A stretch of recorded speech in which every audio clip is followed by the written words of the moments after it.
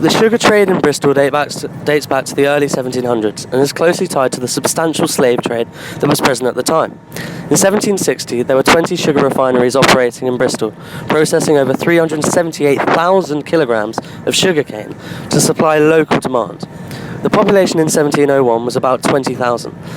By the end of the century, it had risen to about 64,000. This rise was due to the new work available in the city.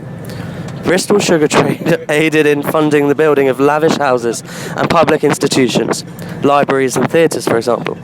There are quaysides and warehouses built to receive sugar, and refineries to process it. The Red Cliff Caves were also used as storage for sugar after transport back from the Americas. This created jobs for locals, meaning that employment increased, allowing for higher income levels in the city. Therefore, while most of the economic profits gained from the sugar and slave trade ended up with the merchants, the poorer residents of the city could see higher disposable income and an increase in living standards. Also, Queen Square is made up of Georgian houses built by wealthy slave and sugar traders, including Thomas Daniel, who was the biggest of the Bristol sugar merchants. So rich and powerful, he was known as the King of Bristol. This trade increased the disposable income of merchants, which in turn was spent partly on the construction of townhouses.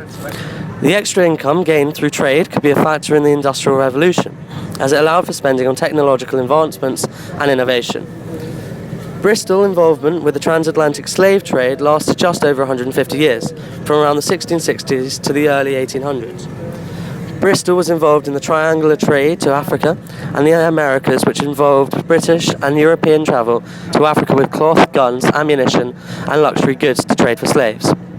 African slaves and commodities were taken from their country and sold in the Americas, and the ships would return from the Americas with sugar, rum, tobacco, cotton, and other goods from the plantations. The journey from Africa to the Americas was known as the Middle Passage, and involved taking the cargo of slaves from their homelands and transporting them in ships across the Atlantic. In 1698, Bristol's first slave ship, named the Beginning, sailed to the African coast. It was owned by Stephen Baker, and following this first departure, I believe 2018 slave ships left the city.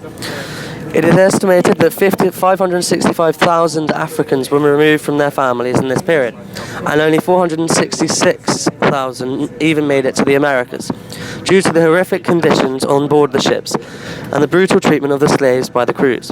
The African men, women and children who did survive the Middle Passage were then sold at auctions called scrambles for around £3 of traded goods. Once sold, they would either be sent to camps for discipline, training, or put to work on tobacco, cotton and sugar plantations.